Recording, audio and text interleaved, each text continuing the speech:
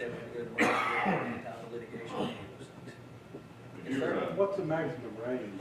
Another good question. 10 to 25 feet is the optimal range. Can you do it closer than that? Absolutely. We have a captain in LaGrange, Georgia, which helps us out every once in a while with demonstrations like this.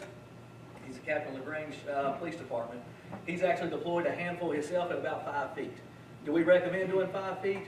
No, because it's got to go out, but at the end of the day, if the officer's discretion, if he's there, and he thinks that's going to be the best option, the officers can make that deployment. And it's got a high likelihood of being a successful route. And when you get out past 25 feet, you start getting velocity, just like anything, you start losing velocity on it. The wind's blowing, different things can cause it. So the 80% of the deployments, 70% of deployments are 10 to 15 feet. Early, if you're ready for the PowerPoint, then we'll do the PowerPoint, then I'll open the floor up for questions. Yes. That's okay. That sounds great.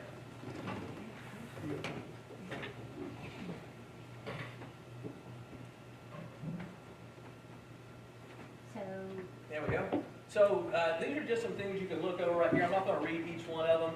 You know, why bowler wrap? Why would you need the bowler wrap? Because we want to prevent the need for higher levels of force, right? At the end of the day, we want to use the least amount of force possible to detain somebody.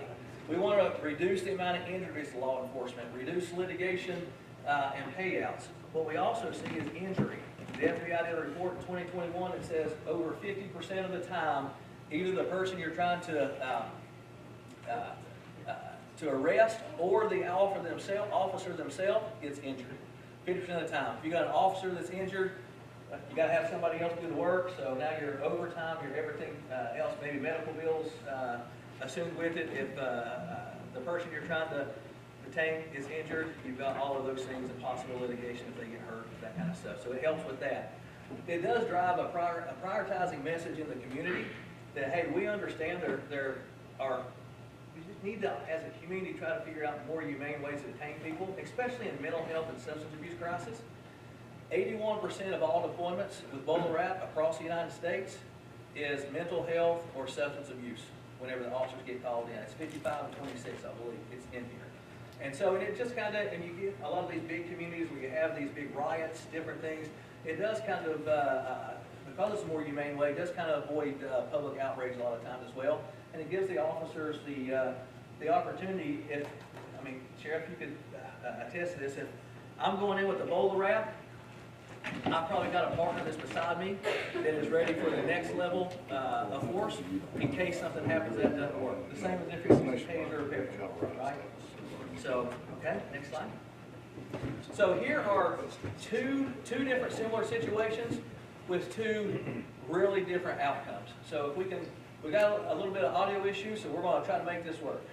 Pretty good. Maybe a little bit.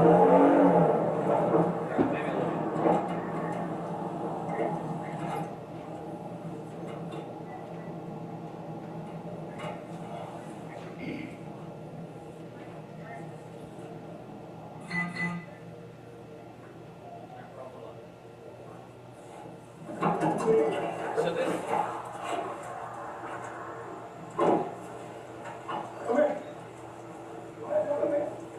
My friend's house, man. I'm trying to ride. I'm going to my friend's house. What's up, man? What's up, man? What's up, man? Hey, I did not love my friend's house. So a little bit on this guy's is this guy's he's in an altered state right now. He's asking for oxygen, and they keep asking for oxygen. It's going to go on for about 15 minutes or so until this happens. So during that whole time frame, he wasn't really committing a crime, just walk around the street, but you know you need help. So the officers didn't really have a lot of options because they don't have another restraint device. So they're going to have to go hands-on or what they actually do. And we're going to try that again right there. We've got a little simultaneous help here. We're only going to watch 3 videos, so we won't take long, I promise. A little bit more. Yeah, go back to the beginning there, and we'll have him play it at the same time. At the beginning? Yeah, there you go, right there. Okay. Perfect. Go ahead and play it. We're good. Did you call, sir? Did you call? No? Okay. Did you hear anybody? Is there somebody saying they need it? How you doing? Good. Nice to meet you. Somebody said they needed oxygen. That was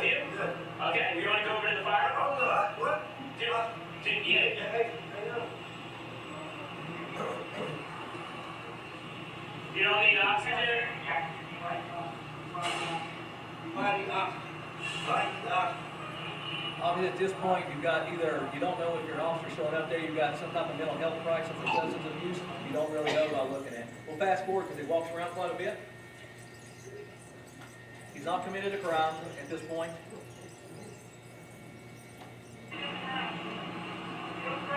Is he wanted?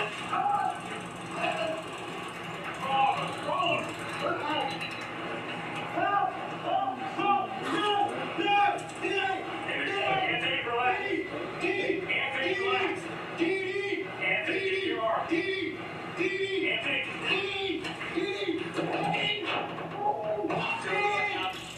The other drive takes the neck there. He's in a mental health crisis. How well is that taser doing right now?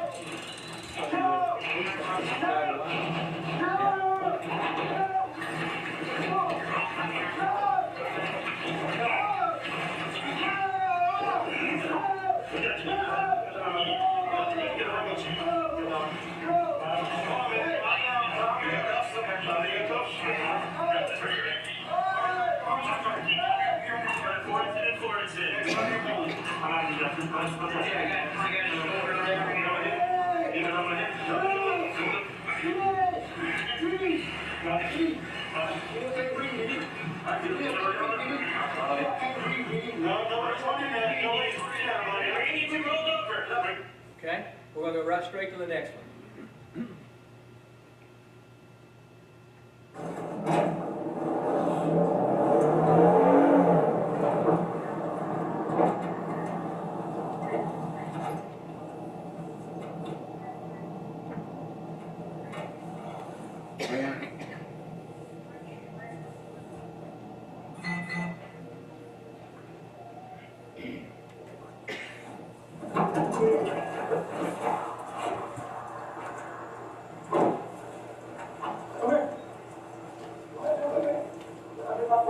Man, I'm telling you to ride. I'm going to my friend's house. This is substance abuse. The person is kind of tweaking out. It's released. Hey, come here. What you did, man? What's up? We did more. Hey. Come here. Hey. I know that man. All right. I do. I'm going to walk over here. I'm with my state. All right. Complies right then. So to tell you the difference in the two, the first one's kind of hard to watch, right? That officer was actually fired, and the police chief was both fired in that situation. That man had not committed a crime at that point. And if you notice, the one officer had said, "Hey, is he wanted, or has he got anything?" The other officer come from nowheres and just, I won't get into details, but it was just a pretty tough situation there.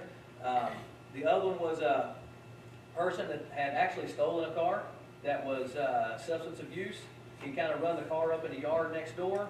So he's out walking around when the officers get there. They go in. The officers do not give him time to get away, to try to run, do those things. As soon as they get him in a position where they feel they can make that wrap, they make the wrap immediately right then, right? So you can, we train, when we do our training, optimally is ask to comply, tell to comply, wrap. Then it's non-painful. It's non-painful compliance, not lethal. You can put them in the cruiser, sort it out. If it's mental health, you can take them to the hospital. If it's substance abuse, you can take them into. If it's a crime, you can take them to the jail, right? So those are the options. But the officer doesn't have to, in a situation where they feel they have the need to deploy now, like that officer did. They found the opportunity and they deployed it right then. And what happened to the guy when it deployed? It kind of broke the OODA loop and just stopped, right? And we see that over and over and over again. And it's just a neurological process in the brain. When you see it, feel it, and hear it, that's what happens. And then you notice the officers move right in. Next slide. Just real quick, there's about $3 billion over the last decade in the courts in the United States for payouts for excessive force. And that doesn't mean it's always excessive force. That just means that's what the ruling is. A lot of times you go into things, depending on where you're at in the country, something may be ruled excessive force when the officer had no other option because they've got a tool belt, they use the tool belt they've got, but the court may not see it that way. About 13.5 is the average payout for high-profile cases in litigation nationwide. And the last one, it's 100 to 150. It's about 100. I checked yesterday for smaller areas, maybe 150. But just to prepare to go to court, by the time you get all the depositions from officers, the other officers that are around, the attorney cost, you typically, to prepare to go to court, and you, I mean, you guys probably know that, some of you guys in here, that it's about $150,000 before you even get to the courtroom. And then the judge will decide from there, the jury. All right, next. This is we've already seen the Bowler Wrap 150. I've got some cassettes, some empty cassettes that we'll pass around for you guys to look at. And we got a couple of the cables too. The cables do have little burrs on the end. Most of them are trimmed off. So just be careful whenever you do those. Oh, okay, everybody's already seen it. This is the cutaway, it doesn't seem on that side of the That cable is 7.5 foot long Kevlar cable and 350 pounds of strength. Every time it wraps around you, you're not getting out. It's not right. Now, did they return these, or are these reusable? They're not. It's one-time use. And so this is, you go ahead and go back to the other one. That's the use of force contortion, kind of like the sheriff was talking about earlier. Next slide, sorry. Per use. Go ahead. Next one. There we go.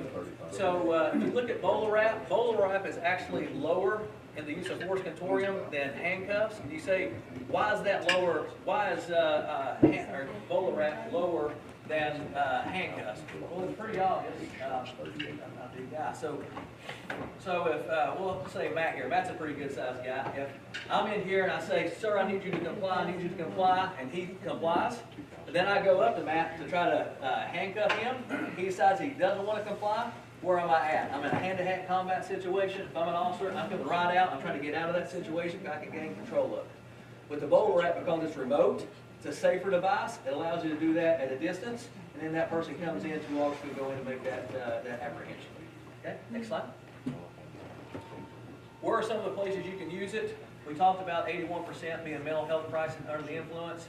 Some other places, mildly aggressive people that you encounter, people that are in flight by foot, the jail and prison systems, excited delirium, passively non-compliant, armed, or SWAT. When we say armed, we don't say if somebody's got a gun pointing out or a knife you're attacking, you don't use that. If somebody's got give you an example, a hoe or a baseball bat, they're just standing there, mouthing like, by gosh, you come anymore, you can wrap their hands or what have you, and take care of that situation, because more than likely that's going to go to a use of force pretty quick. And we train often and quickly. All right? Just some stats here. This just goes to show that 67% greater probability of being arrested for individuals exhibiting signs of mental health disorder. You're 16 times greater to be killed in a police incident that's lethal if you have a mental health illness. And so when you look at this, and a lot of the new officers that we have coming in off the streets a little different than it was 20 years ago. A lot of officers come in through the cadet agency and sheriff, probably attest to that, may not have as much handgun type experience. And so having a device like this in their hand in the field is actually just a safer, probably a little smarter thing to do, gives them an option versus having to go to that firearm. Okay, next slide. So we always say that what happens when verbal commands break down, you see the videos and those things where it escalates to a really high level and people are screaming and it's out of control and it's complete chaos. Well, an officer does that. A lot of people don't understand, and they kind of give officers a hard time. They're like, oh, they should have took care of that. They're doing the right thing. They're trying to get where they don't have to use of force or pain compliance, because what we have on a belt today are all pain compliance. And so even hands-on, right, that's kind of pain compliance, right, to some level. It gets there pretty quick. And so what fills the gap? The Bowler Wrap fills the gap. So when verbal commands break down, the Bowler Wrap comes in as the next option. If that breaks down, you have the option to go to the other pain compliant use of force tools. But at least if you have to go to litigation and get sued, you got a policy that comes in and says, we absolutely tried to detain Mr. Slagle or Mr. Aker, or Miss Harb, but we tried to detain them with a non-lethal, not less lethal, taser, pepper ball, they're less lethal. Bowler Wrap is non-lethal. We tried to detain them with a non-lethal remote restraint that was non-pain compliance, but because your client acted the way they did, we had no choice but to go to the next level, right? And they can try the Bowler Wrap first and then go to the next level. Again, we're just trying to have better outcomes that are safer for everyone. Next slide. We talked about these. Successful outcomes doesn't mean it's a bow tie wrap every time. Be display device, sound compliance, laser compliance, or complete or partial restraint. And we'll watch one more video right here, and then we'll call it done here.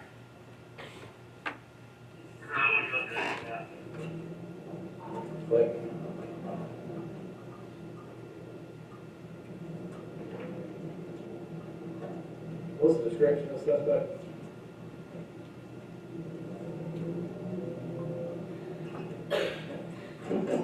This was breaking and entering call, is what this was. That was the dispatch call. He gets out, you see the laser. He kind of starts to get down, thinks he's going to get up, sees the laser again, decides to comply. We're going to watch one more video. Just go ahead and click the next one because you got to see this one. This one's pretty good. Keep going. That one right there.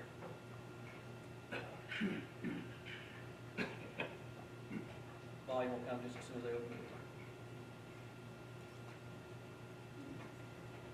This is a shoplifting situation that officers were called to.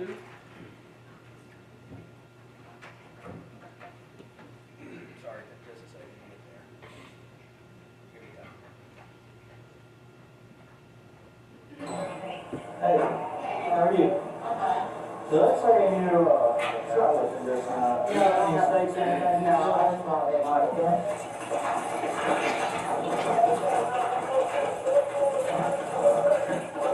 She's pretty fast, let me tell you. You get a track team, she'll get a good camera. Stop running! I'm gonna tase you! Using that as just verbal commands, trying to get them to stop, get without this force. I'm the girl.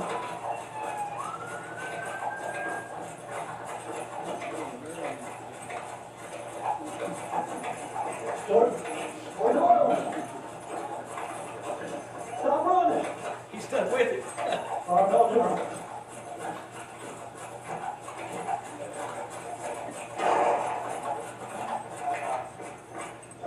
I'll be right back.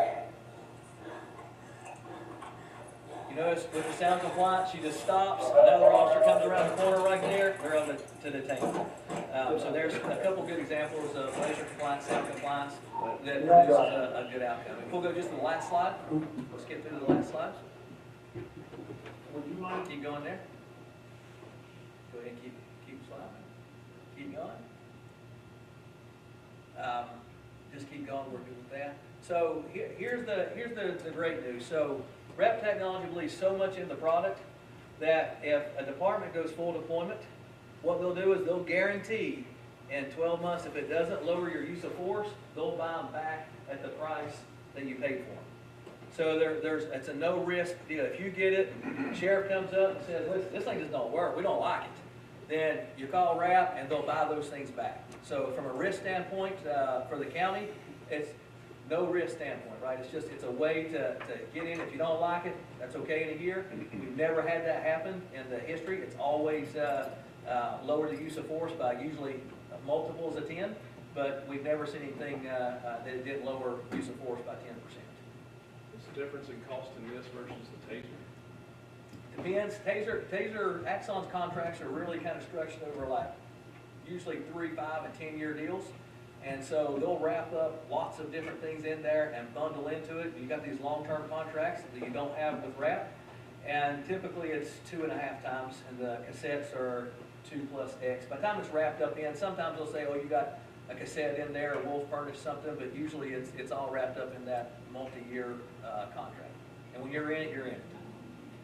But deploy a taser, it costs X, but deploy a rep, it costs what? Is it the same? I mean, no, by the time you look at all the costs associated with a taser, with the potential medical, the officer, a lot of times with taser, I don't know what the policy is in Sullivan County, but a lot of the counties and cities, you have to take someone to the actual ER to get those tongs kind of taken out. Any other injuries that happen, but typically you're looking at $38 versus $2,000 to $5,000 depending on if someone gets injured seriously. 38 for the cassette and then 2,000 to 5,000 for a taser? Yeah. Okay. Yeah, that's the difference. Yeah, and then litigation that can be a lot of money, right? Does anyone have any, are you ready for questions, sir? Yes, yes, sir. If you have a question, any other time, press your button and we'll recognize you another time for the purpose of the recording. Commissioner Iverson, you're recognized, sir. Just to clarify what he's saying, I mean, $38 is if I shoot that one and it does nothing, it's gonna be $38. If I shoot that one and I miss, how much is a taser? Is it still $5? Yeah, no, it's less than that. You're looking at, 150, but I think Okay. $78 for the actual cartridge that they use. And then the other stuff is just added up cost and, paperwork. Paperwork for a taser, Sheriff, I think you left, is a significant amount of paperwork typically for a taser. Anytime a taser is deployed, a lot of agencies go straight to internal investigation. They investigate every taser deployment. With Bolo Wrap, it's a one-page deal for most agencies across the country. We got plenty of policies that we can share with you. No need to read. Okay, anyone? Anyone else have any questions for Mr. Hurley? And I tell you what we'll do, this is our town. As Richard could tell you, a lot of people in here, we're very heavily involved in the community, and this is our town. We believe in our town, and we do a lot to try to help this town. And what we'll do, my staff with Tactical Innovations, is we'll actually, if you deploy, we'll replace that cassette for the first year for free. And that's 100% on us. That's nothing to do with Wrap Technologies. It's something to do for us. So you've got the 1-year guarantee on the device. If you deploy a cassette, you just, every month, week, whatever sheriff wants to work out, brings them to us, or we'll send somebody down. If you deploys 5, we'll bring you 5 to replace them for the first year. So that way when you get to the end of the year, if you go to Wrap and say, I don't want this, I want my money back, you get all your money back, even for the cassettes that you deployed in the year. Anyone else have any questions?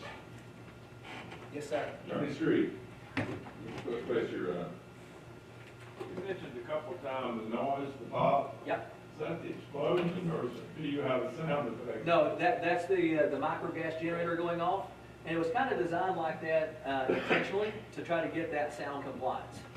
That's it. There's ways to quieten that down, and Wrap has looked at some ways to do that, but what we find is 99.5% of the agencies think that is a significant asset to the device. Get your attention, right? Okay, anyone else? anyone else have any questions? Sir, we thank you All right. and your team for coming up this evening, and it's very interesting and informative. Thank you very much. Thank you very much. We Hope to see appreciate you your again. time, okay?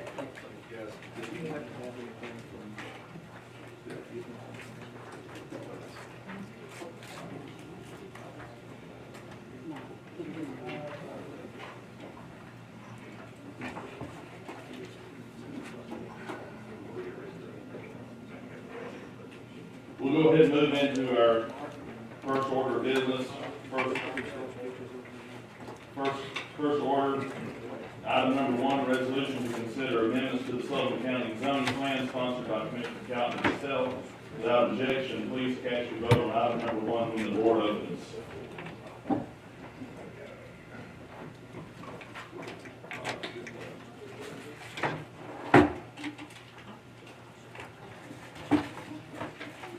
Has every member voted? Any who wish to change their vote? Madam Clerk. 19 yes, 5 absent. Item 1 is approved. We'll go into recess for the purpose of public hearing on the zoning amendment. Recognize Mr. Corbett on amendment 1 as well.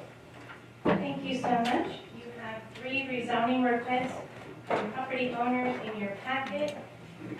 The first request is from Ms. Lynette Sons at 481 Tate Road in Bluff City. Your packet is in your cubby, just in case. Okay. Can you get the PowerPoint out, please? Oh, thought I had it up. Thank you.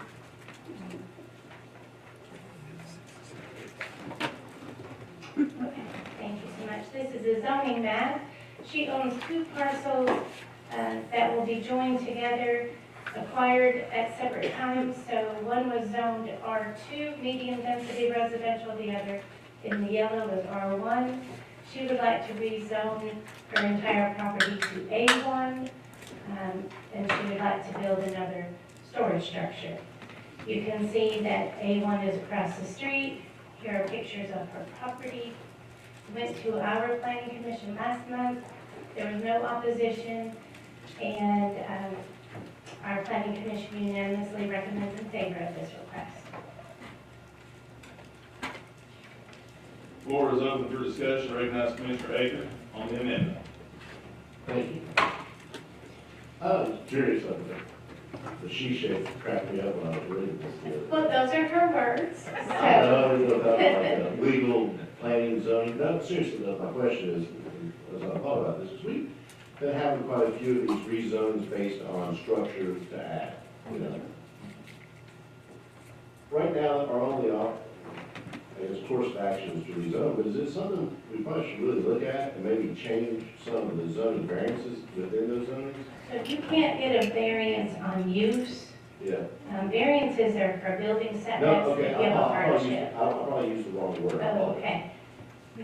Whatever the limit is under that zoning, change that, because we're having a lot of these, I mean, we came up with A5 to help fix one of these problems. Right, and that's by design, because if you're in a subdivision with your typical half-acre lots, and it was zoned A1 because it was never rezoned to R1, you know, that, the whole point of when you all amended the accessory structure limitation was to have a scale based on lot size. And so 2,000 square feet was the maximum countywide, whatever you were zoned. And that really did a disservice for folks who had a lot of land.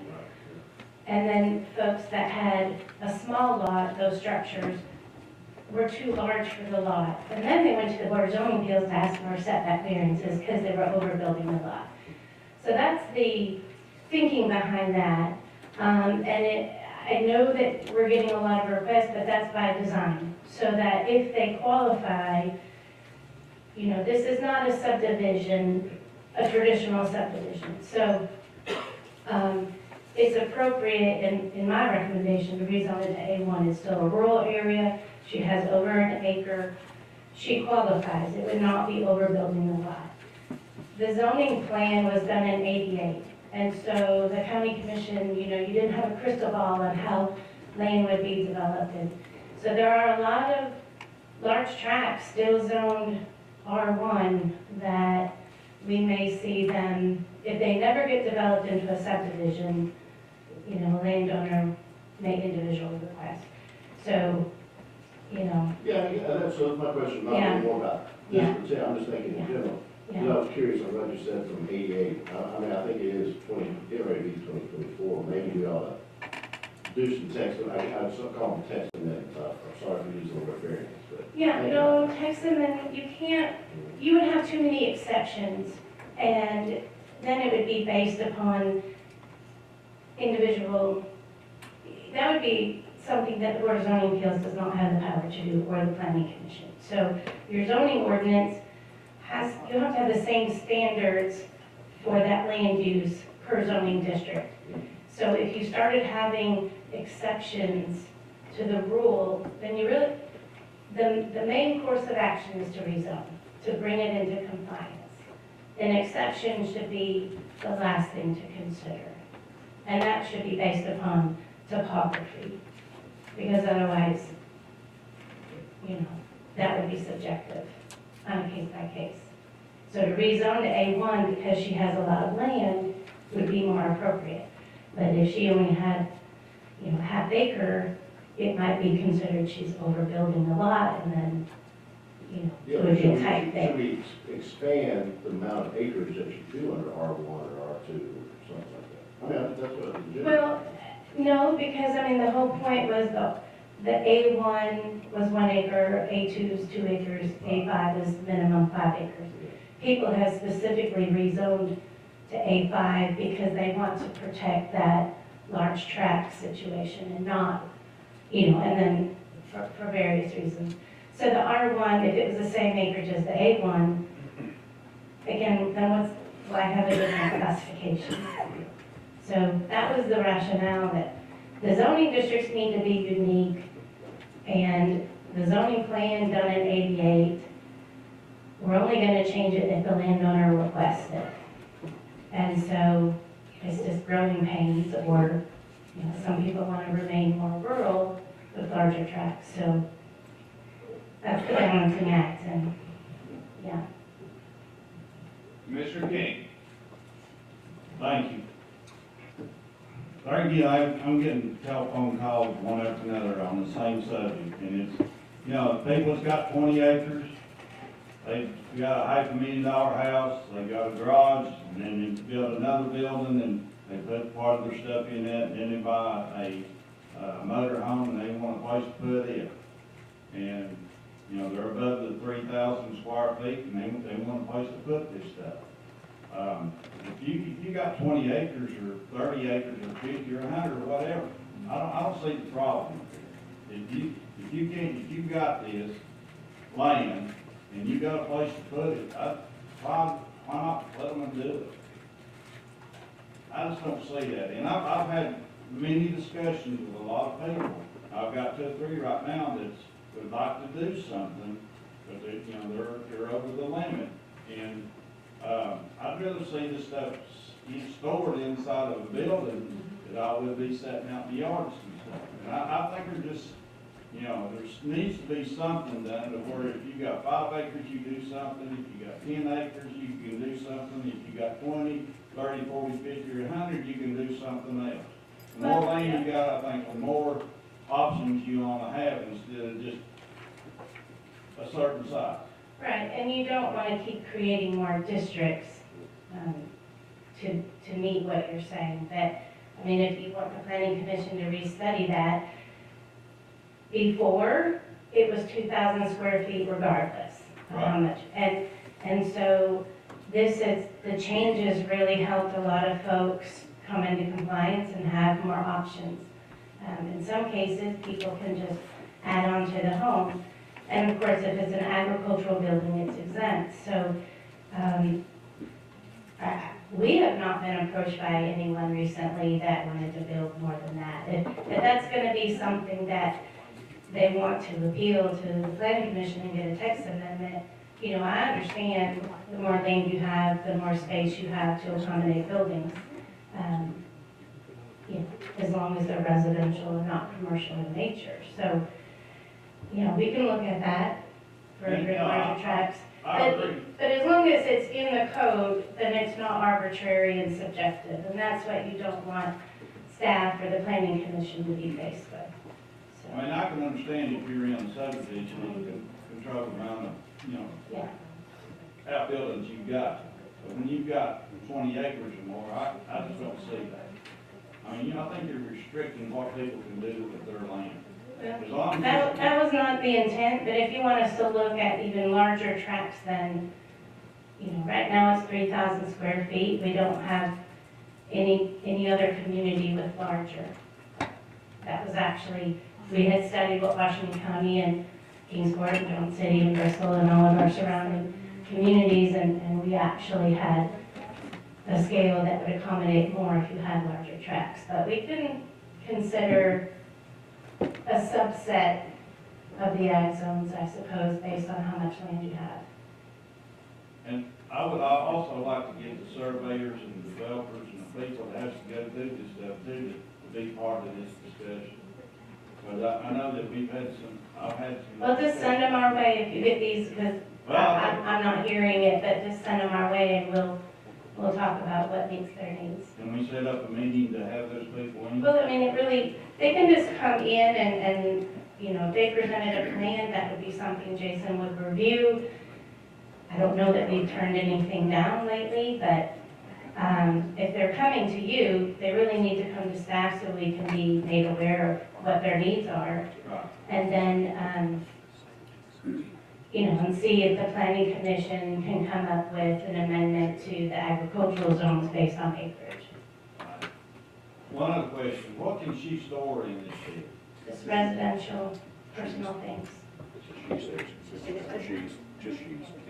Antiques is what she'd like to store in there. It's down by the creek is where she wants it, so. She's here if you have questions. I'm good. Thank I'm you. good. I went and looked at it today, so I'm good. Okay, thank you. Mr. Vanover, you're recognized, sir.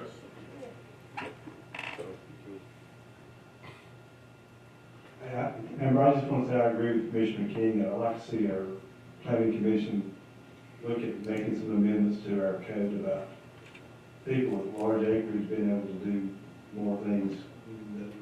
The maximum now is how many square feet? I think it's 3,000 square feet.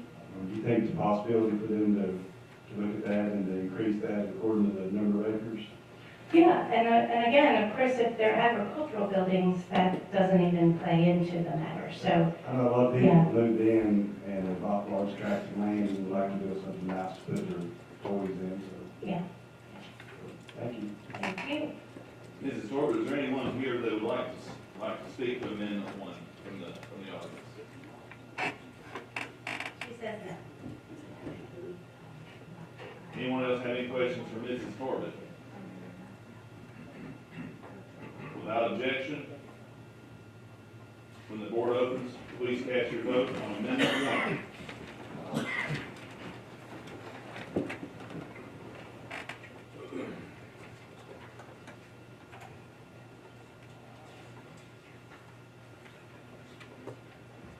Has every member voted? Any member wish to change their vote? Madam Clerk. 19 yes, 5 absent. After receiving the necessary majority for passage, Amendment 1 is adopted. Without objection, Mrs. Corbett on Amendment 2. Okay, thank you. This one went to our Kingsport Planning Commission. This request is from the landowner, community trustee. They own that large tract, but they, the request is to rezone just a portion of it from R1 single-family residential to planned business. You see the purple rectangle, that's the landowner that's purchasing 6 acres behind him so he can expand his RV storage lot. And if you go to the next slide, please. That's a pictures of the existing facility approved by the Planning Commission. And then the next slide, that's the survey. So as you can see, he would like to purchase those 6 acres highlighted in yellow, and they are under the large overhead transmission line. So outdoor storage of our RVs is an appropriate land use, because you can't build any structures under that large easement. You won't see this from the road. If it's approved, the site plan will go back to Planning Commission for compliance. You've heard the explanation on Amendment 2. Anyone have any questions for Mrs. Corbett on Amendment 2? Commissioner King. Do you have anybody, the owner or anybody here from? Yes, the owner of the storage lot, Mr. Fleming is here. Travis, if you, he's here? I'm going to entertain questions from the commission first, and then I'll ask them to come up. Does anyone else have any questions for Mrs. Corbett on the explanation of Amendment 2? Seeing none, Mrs. Corbett, does anyone here wish to speak on Amendment 2 from the public? He's here if you have questions for him. Yes. I've got some questions. Would you like me to entertain questions, sir? Yeah. You will. On the amendment, Mr. King. Yes, sir, Mr. King. Going around Sullivan County, I'm seeing a lot of these storage lots and all this stuff. I don't know, when we've got enough's enough. And, I just, when are we gonna stop living off, having all these storage lots and storing all this stuff that, whether it's outside or not, it just, exactly what are you gonna store in? Or are you just gonna rent? No, we're gonna do our base parking. And we're gonna keep the power line cleared out for the AEP, so they won't increase our rates anymore, so that's what, keep those boys happy too. That's what we do down in Kingsport, to keep them happy down there. But look, if you got extra stuff in your store, we'll store it down. That'll do it for you. I've already been in that, I'm sorry. Thank you. Thank you, sir. Does anyone else have any questions for Mr. Moody? Anyone else have any questions for Mrs. Corbett on Amendment 2? Without objection, when the board opens, please cast your vote on Amendment 2.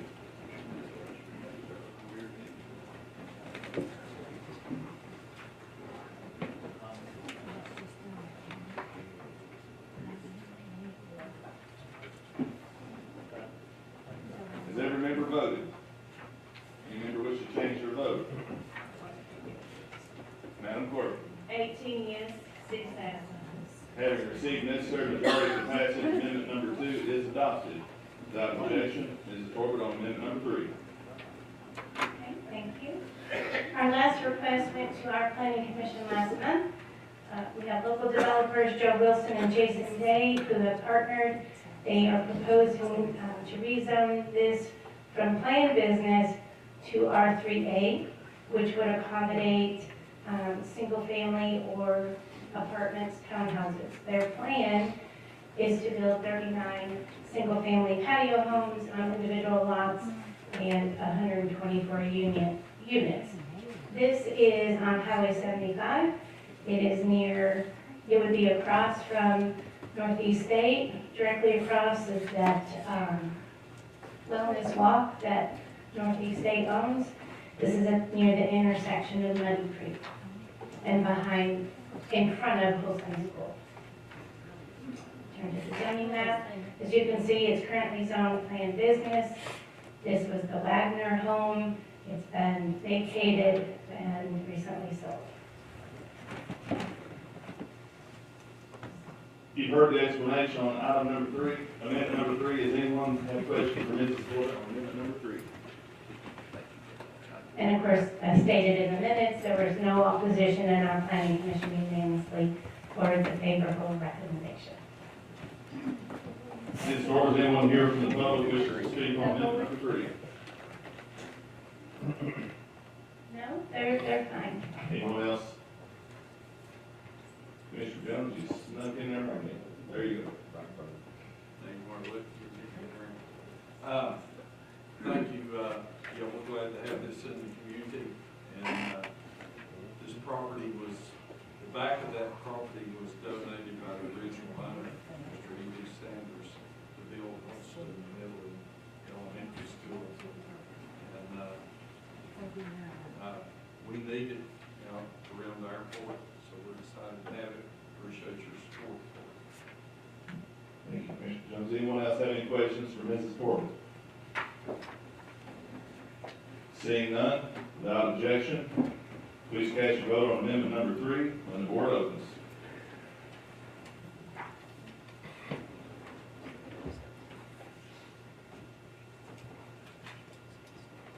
Has every member voted? Any member wish to change their vote? Madam Clerk. 18 yes, 6 absent. Having received the necessary majority for passage, amendment number 3 is adopted. Mrs. Corbett, do you have anything else you wish to share with us? I do not. Thank you so much. Thank you. That concludes the public hearing on zoning amendments.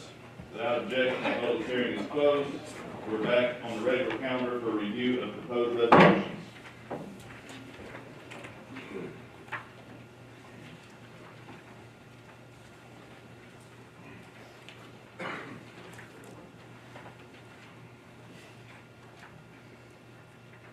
Without objection, item number 2, recognize Commissioner Iverson on resolution number 2.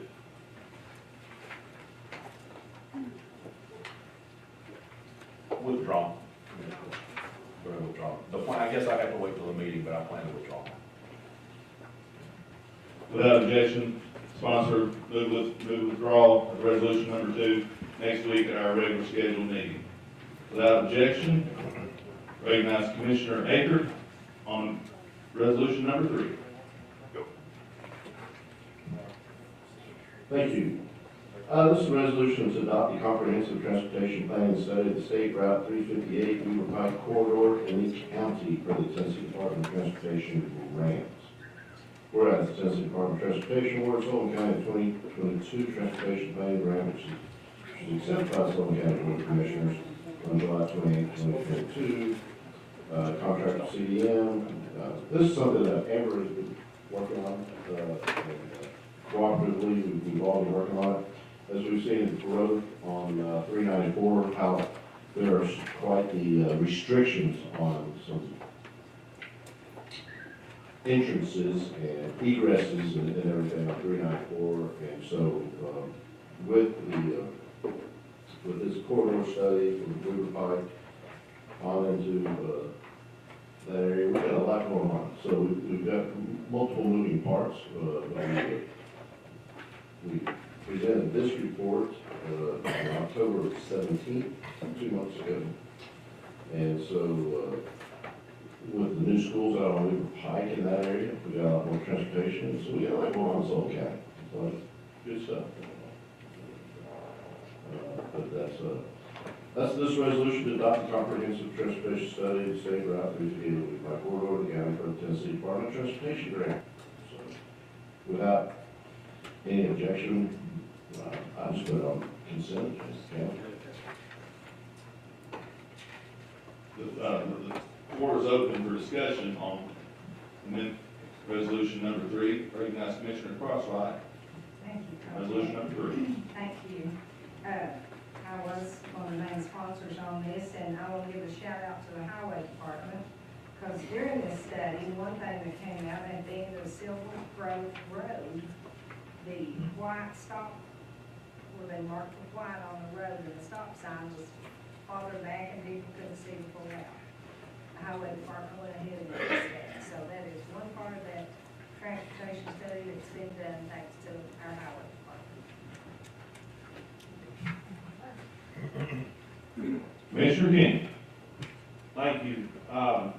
This would be a question for Amber, if we can ask her to come forward again. On the resolution On number this 3, resolution. it's Corbett. In this study, and I talked to the ladies that are here with the pictures and all that, was anything added to this study about a turn lane at Sullivan East High School if you're coming from Bristol down to turn right into Sullivan East?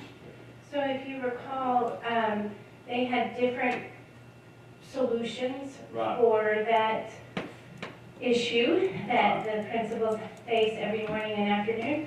They had really good design alternatives for different ways, extending the turn lane to have a longer queue for those coming into the school.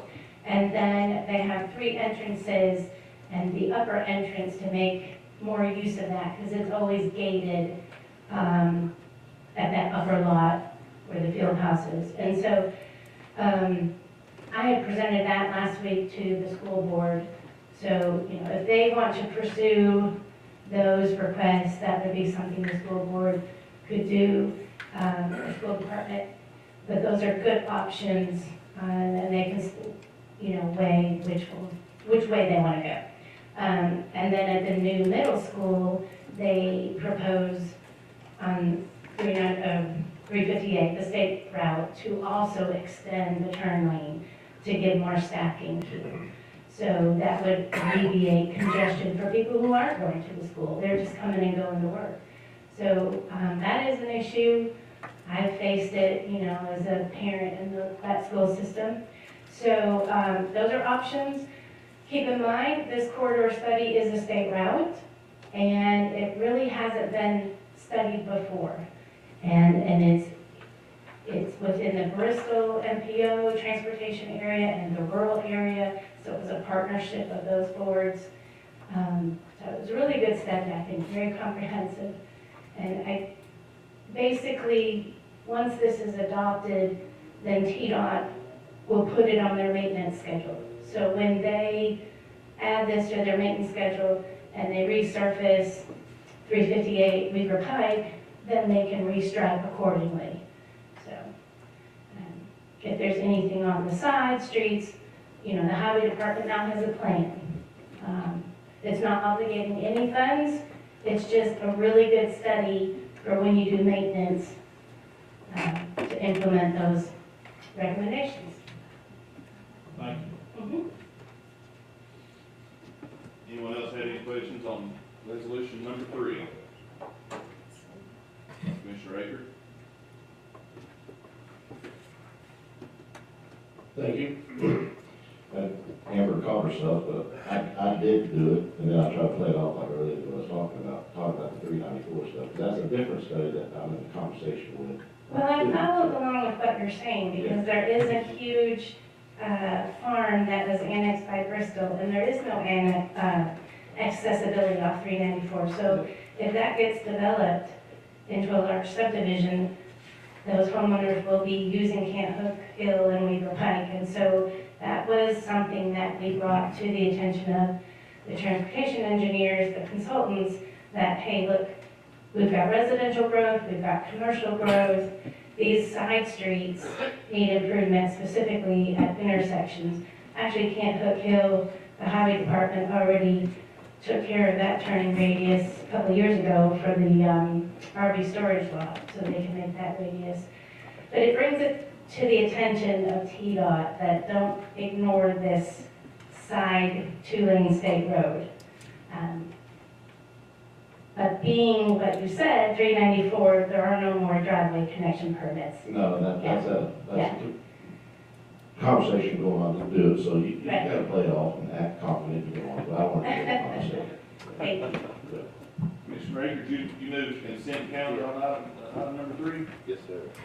Sponsor moves consent calendar on item number 3. Any objection to item number 3 being placed on consent calendar? Without objection, item number 3 is placed on consent calendar. Recognize Commissioner Cole on item number 4. Thank you, Mr. Chairman. This is a train grant for the Sheriff's Office. It's for corrections deputies to new training equipment in the amount of $13,155. There's no matching funds, no new money. If there are no questions on that, I'd like to put this on consent.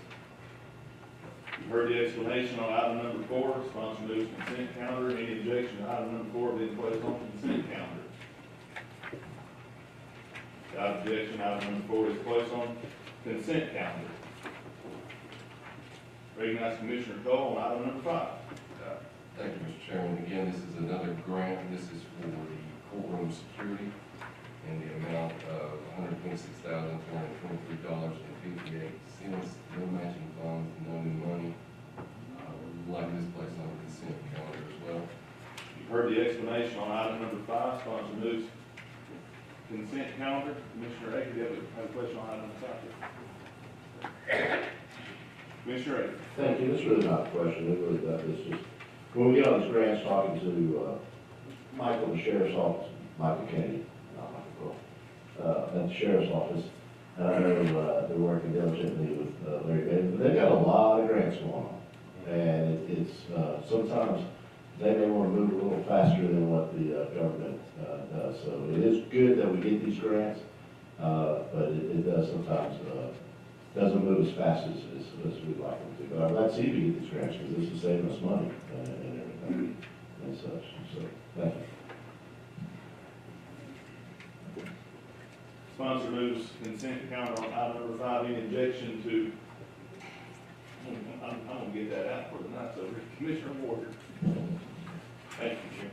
So what is the time frame for, say, a grant to get transferred from, to the sheriff's department or any department? What's usually the time frame? A week, 2 weeks, a month, 6 months, a year? Are you asking me a question? Yes, sir, Mr. Bailey. Yes, sir. It's going to vary in a lot of things. Many times there's interpretations of what the grant is really calling for and asking for, if it's approved, and setting it up. Some of them have to be moved on rather fast, some of them we get run off into the months and even in the years to some of the grants we have before we actually see any action or need any action on it. So one of the factors lately has been there's so many with other things that's going on to get them actually entered into the books and so forth and put the appropriation. I think we've got all caught up today, but we had to take a separate effort just to do that. Normally we don't have this many. Thank you. Sponsor moves consent calendar on item number 5. Any objection to item number 5 being placed on consent calendar? Without objection, item number 5 is placed on consent calendar. Recognize Commissioner Harrison on item number 6. Last month, we passed the resolution to allow the commissioners to be part of TCRS. At that time, I talked to you about basically what the state had come forward with and told us that close to a quarter to a third of the counties in the state are doing this, so we're moving forward and we're now part of that process. They said if we chose to, we could actually go forward and do an actuary study, and that's what this is. If this group decides to do it, it's $590. That's the combined total of it. It will look at the school board, it'll look at the county commission. It's allowed to go back 10 years, because at 10 years is when Sullivan County was part of TCRS. And it will, this group and the school board group will actually say, look for these people and give them a list, and they'll go back and do the study. At that point, they'll come forward and say, if this person chooses to do it, this is how much it'll cost that person in the county. And they'll come forward with a list. And at that point, we'll be able to look at it and decide if it's something we're willing to do. So this, all this does is do a study of the entire process and come back with a document we can look at, because right now there's nothing in writing. We don't know anything other than that. So that's all this is, just a $590 for that study. And I would like to put on waiver rules so they can at least get the study going. And again, it's only $590. Any questions, I'll be happy to answer if I can. You've heard the explanation on item number 6. Any questions for the sponsor on item number 6? I would like to add one thing is, if you look at the second page of that, it's very unusual, and I've already talked to the guy. I think that what they did is they tried to combine it to where if this actually passes, then the clerk has to send that second portion. So I'm gonna make sure that it looks right by the time it comes to us next week, and probably take that part off and have it look like our normal resolutions as far as who signs it and who at the bottom. I think that is really supposed to be a second page by itself that goes forward, so just to clarify what it looks like.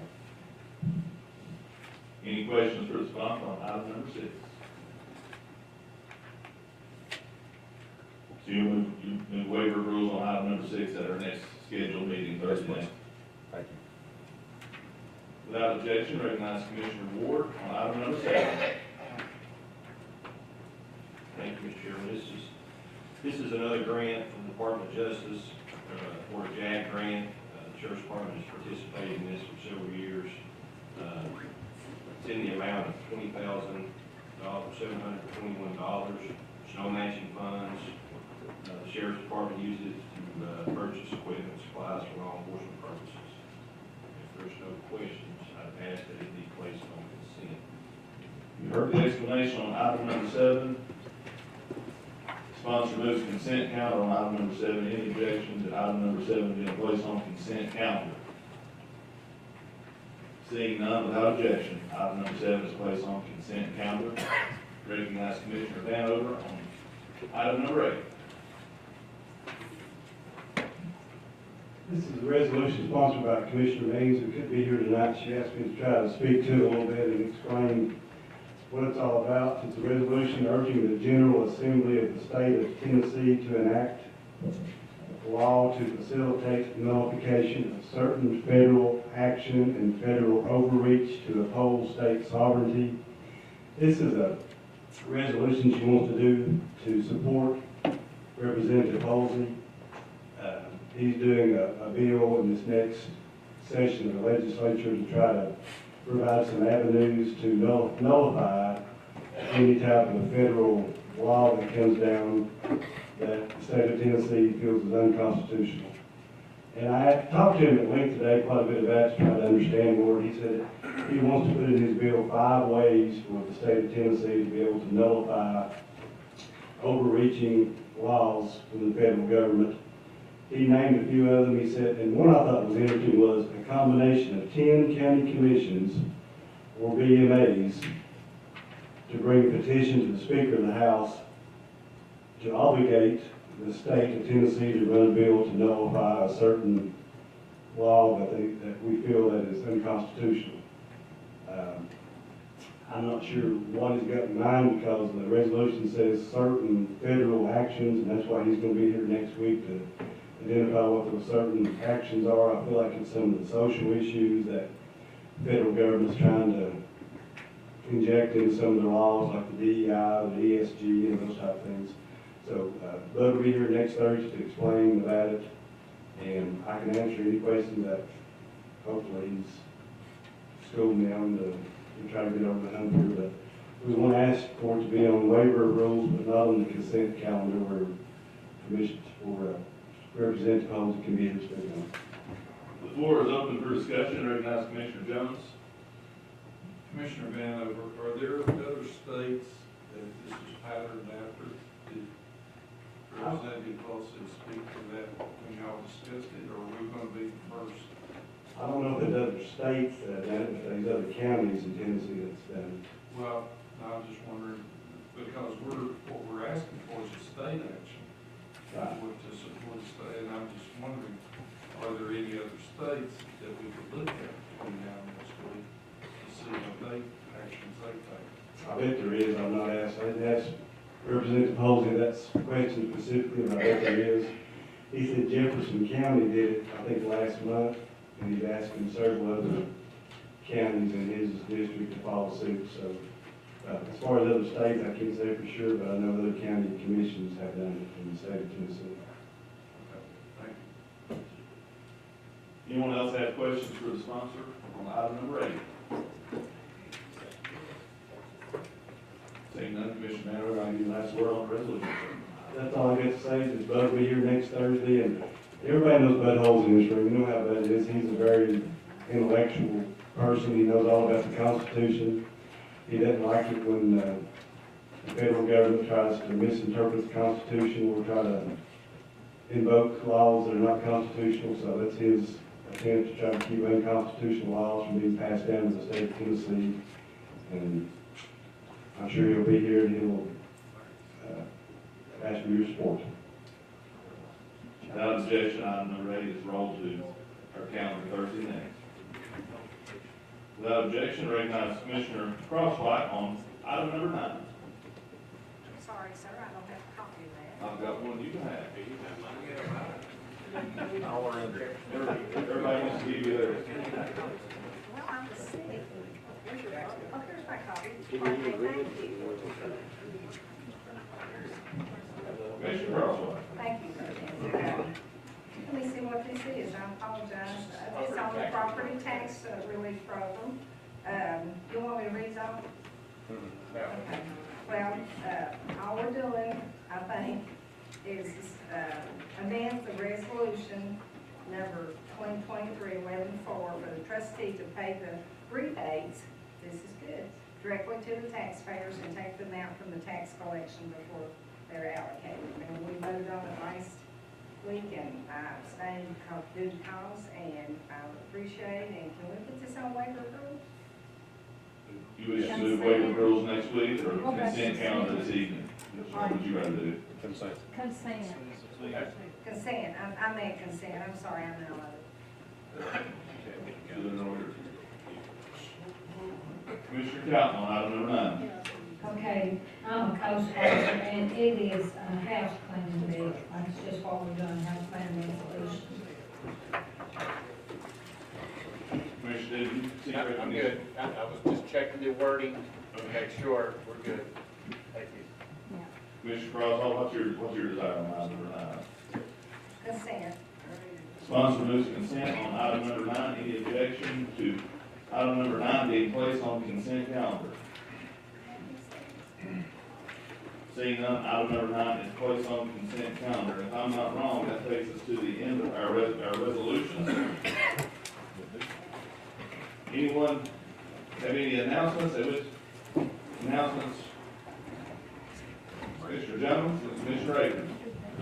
Saturday is the Reach Across America, the VA Mountain Home. Program starts at 12. I would encourage you, if you want to get a closer parking space, to be there at 9:30 at least, or plan on walking across the campus, because it's pretty crowded. But you're all welcome to come out, participate. Looks like it might be a nice day. Thank you. Sir. Commissioner Akers and Commissioner Vanover. Thank you. I'll just give a heads up,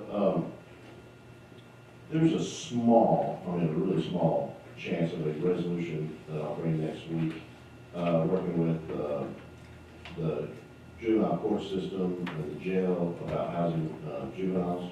Our only options right now are Johnson City with 10 beds, then we go to Putnam County or Blount County. Putnam and then Yeah, that was an issue. There is a facility in Bristol, Virginia. So the So Judge Kennedy brought this up, just saying, what if, just to try to see if there's an opportunity. Dan's seen it, he's got a couple questions. Lee Carswell called me, very excited about just the opportunity, but he has a couple questions for Judge Kennedy, and it would include the juvenile courts, Kennedy, Conklin, and two, but I'm just saying that because if there was a chance to have it done by next week, I might just bring it, just because it's a what if, just to have another option. If not, it may happen in January, or it may never happen. There may be a couple questions that can't be resolved. So I was just kind of give a heads up, because I hate to bring a resolution quickly. But it's a what if, what if Johnson City's full, and like Commissioner Sullivan said, it's a lot closer to drive across the state line than it is, but you got state line issues, so we're working on a couple of things. So I just want to give a heads up. Commissioner Vanover. Just want to remind everybody of our Farm Bureau legislative dinner next Tuesday night at 6 o'clock at the Ag Center. All of our legislators will be there. It's a good time to ask any questions you may have. So 6 o'clock next Tuesday, Ron Ramsey Ag Center. Hope everyone can make it. Thank you, Commissioner Vanover. Anyone else have any announcements? Anyone from the public wish to share anything with us? I see our friend from the public library. I'd like you to come up. Is there anything you wish to share with us? Sure. There, on Tuesday, the 19th, we're having a community conversation at the library in Plumville in partnership with FTAAD to talk about the needs in Sullivan County for services for individuals with disabilities or limited access to transportation. What can we as a library do? What can we as a county and a community do to better serve those individuals? So if you have time, you can come to the library or you can join us on Zoom. We're just going to try to find out what does our community need from us and how we can all work together to make everyone's lives a little better in Sullivan County. And one of our members has a question for you. No, I got another. So you have a question, gentlemen? Yeah. Thank you. Anyone have any questions for us? Okay. Mr. Raker, you're ready now. Yeah, I just want to remember that today was the deadline for some of the elections next year. 2024 is a big year, so good luck to anybody who's turned in any paperwork. And then there are other elections later in the year that have other deadlines. So let's make sure we as staunch supporters of our election system, we get good people in there to run for some offices. Thank you. Thank you, sir. That brings us to the end. Anyone entertain a motion to adjourn? Motion. Without objection, Finally. stand in adjournment until Thursday night. You got tickets for us?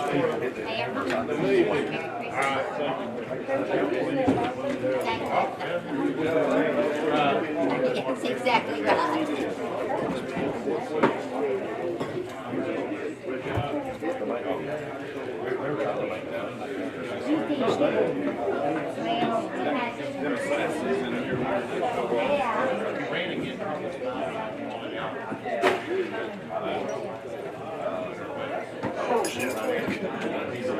Well, you want to go with me, Cooper? Come on, Cooper. Good job, John Boy. That got us out here pretty good, didn't it?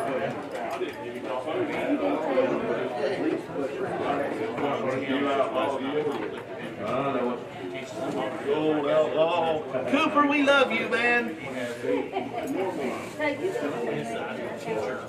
did recognize you here. I just didn't say no. Oh, okay. There you go, dear. I just did the ones that was written on the thing. Thank you so much.